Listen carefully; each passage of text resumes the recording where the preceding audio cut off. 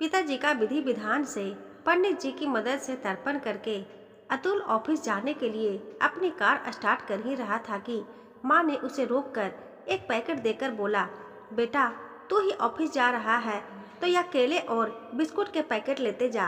रास्ते में जो भीख मांगने वाले गरीब और अनाथ बच्चे मिलेंगे ना, उनको देते जाना। यह परोपकार होता है। अरे माँ तुम भी ना, अभी सुबह ही तो पंडित जी को बुलाकर 2100 रुपये के पैकेट में पिताजी का तर्पण किया है। अब यह सब क्या है?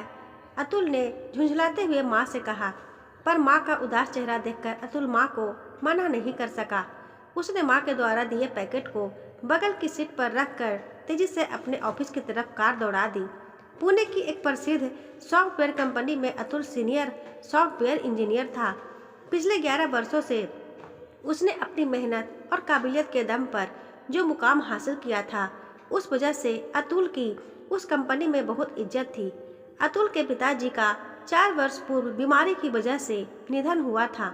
उनकी आज पितृपक्ष की तिथि थी, लेकिन सप्ताह के मध्य पूरा अवकाश लेने के बजाय अतुल ने ऑफिस टाइम में से पहले पंडित जी को बुलाकर विधिवत तर्पण करना बेहतर समझा। अतुल की पत्नी दूसरे बच्चे की डिलीवरी के लिए मायके गई हुई थी, इसलिए उसने एक कुशल मैनेजर की तरह सुबह 4 बजे अलार्म लगाकर अपनी माँ को उठाकर उसके साथ पूजा विधि के लिए सारी तैयारियां करवाकर पंडित जी के साथ तर्पण पूजन में लग गया। वहीं माँ पिताजी की पसंद का भोजन बनाने में पूरे मनोयोग से जुट गईं। आजकल पुणे जैसे शहरों में भी पंडित जी पैकेज के हिसाब से काम करने लगे हैं। सुबह 8 बजे से पहले विधिवत पूजन करने के लिए 2100 रुपये का स्पेशल पैकेज लिया था, जिसमें उसके साथ आए 4 जूनियर पंडित एक प्रोफेशनल की तरह यज्ञ पूजन समापन कर रहे थे। माँ के द्वारा बनाए भोजन को पंडित जी द्वारा ग्रहण करने एवं दक्षिणा देने के बाद रवाना होते ही अतुल भी झटपट धोती कुर्ता उतारकर अपने ऑफिस के लिए पैंट शर्ट पहनकर तैयार होकर निकल आता है। मुंबई पुणे जैसे शहरों में 5 मिनट का विलंब भी कई बार रास्ते में 30 से 40% तक का ट्रैफिक बढ़ा देता है। नतीजन 5 मिनट देरी से पहुंच रोक सकने वाला शख्स आधे से 1 घंटा तक विलंब से पहुंच पाता है। हमेशा का वही रूट तेज गति से गाड़ियों को क्रॉस करते हुए येलो लाइट होने से पहले सिग्नल क्रॉस करके टाइम मैनेज करने की धुन में अतुल माँ द्वारा दिए केले और बिस्कुट गरीब और अनाथ बच्चों को देना भूल चुका था। तभी एक रेड सिग्नल पर उसे 1-2 मांगने वालों को देखकर याद आता है कि उसने माँ का दिया पैकेट तो बांधा ही नहीं था। अगले 1-2 सिग्नल में अतुल ने कार रोककर इन अनाथ बच्चों को वह केले और बिस्कुट देना चाहा भी, लेकिन पता नहीं शायद वह बच्चे भी इतने वर्षों से अब तक उसे और उसकी कार को एक कंजूस के तौर पर पहचान चुके थे, इसलिए वह बच्चे उसके पास आने के बजाय पीछे वालों की गाड़ियों पर पहुंच रहे थे। अतुल के लिए यह आत्ममंथन का वक्त था। आज उसके पिताजी का तर्पण करने के बाद दान देने के लिए उसे गरीब और अनाथ बच्चे तक तवज्जो नहीं दे रहे थे, और एक वह वक्त था कि उसके पिताजी के पास आसपास के गांव से भी बड़े बड़े लोग मदद मांगने आते और कभी खाली हाथ नहीं जाते थे। गांव के स्कूल में साधारण शख्सियत अध्यापक थे उसके पिताजी।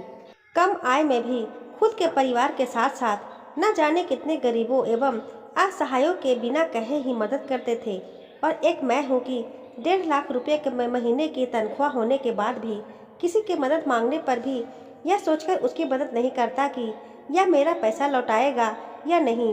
पिताजी की इसी उदारता की वजह से अक्सर उसकी पिताजी से बहस होती थी और माँ कहती, बेटा जब तुम कमाओगे तब अपने हिसाब से पैसे खर्च करना, मगर पिताजी को ऐसे रोकने का तुमको कोई अधिकार नहीं है।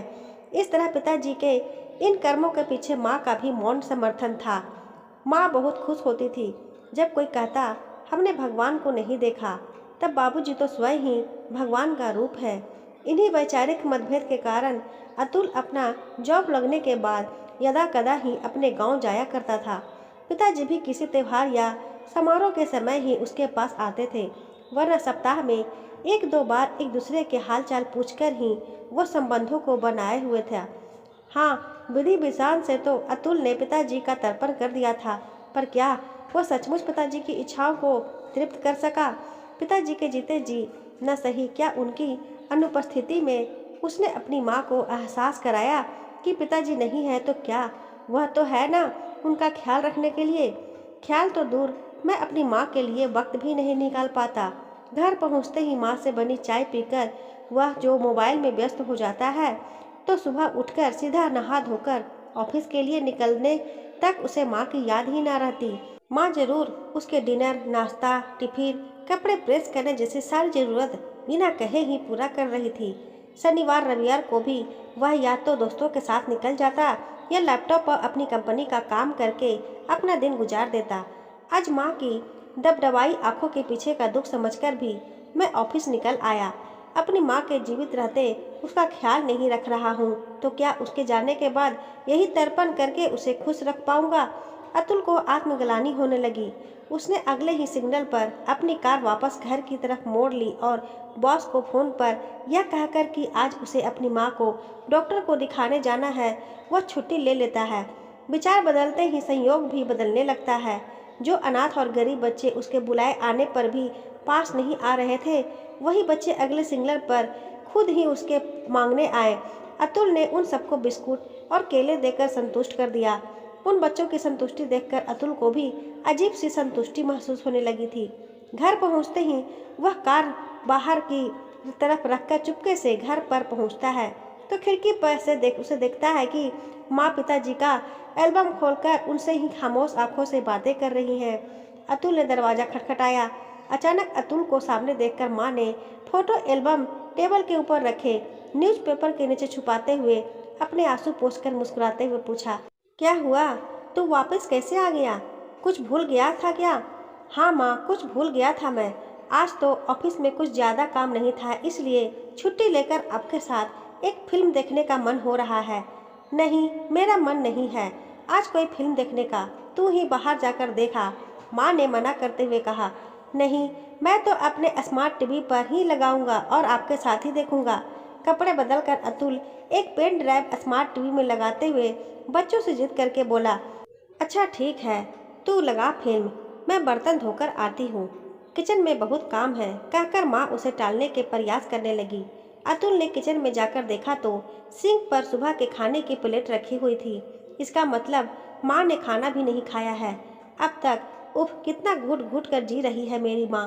घर पर सब कुछ होकर भी उसका आनंद नहीं लेती और मुझे ये पता भी नहीं। माँ, मुझे जोर से भूख लगी है, चलो साथ में खाना खाते हैं। अतुल खाना गर्म करके एक थाली में परोसकर माँ के साथ बैठ गया। एक कौर खुद खाकर चुपके से ज़्यादा कौर उसे खिलाने की माँ की स्टाइल आज वह माँ पर भी आजमा रहा था। खाना होते ही वह माँ से बोला, माँ बर्तन मैं धो लेता हूँ, तब तक तुम किचन साफ कर लो, फिल्म तो हम साथ ही देखेंगे। माँ अचरज से अतुल की बदले व्यवहार परिवर्तन को देखकर सुखद अनुभव कर रही थी। किचन का काम निपटाने के बाद माँ बेटे मिलकर टीवी पर अतुल की शादी की फिल्म लगाते हैं। 6 साल पहले हुई अतुल के विवाह की फिल्म अतुल ने पेन ड्राइव में सेव कर रखी थी।